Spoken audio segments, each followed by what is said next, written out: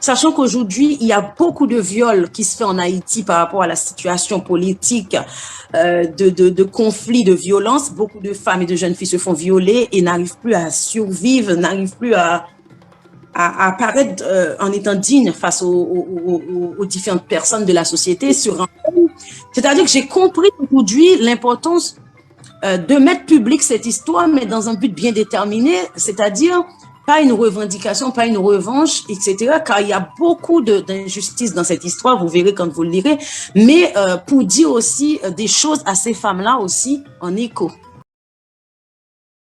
Je parle d'un viol que j'ai subi aux États-Unis. Quand on parle de cela, en fait, on n'est pas... On écrit, mais on est en train d'ouvrir des blessures du passé. C'est-à-dire, je parle d'une histoire qui s'est passée il y a des années, mais j'ai mis aussi des années à l'écrire. Donc, tout le temps, on fait face différemment à l'histoire. Soit les faits s'éloignent, soit les faits se rapprochent, soit on est guéri, soit on est cicatrisé, mais le temps permet d'écrire mieux. C'est pour ça qu'il a fallu autant de temps. Et aussi, quand on écrit, on est aussi tantôt dans l'émotion, tantôt dans la résilience, tantôt dans l'acceptation, tantôt dans la colère.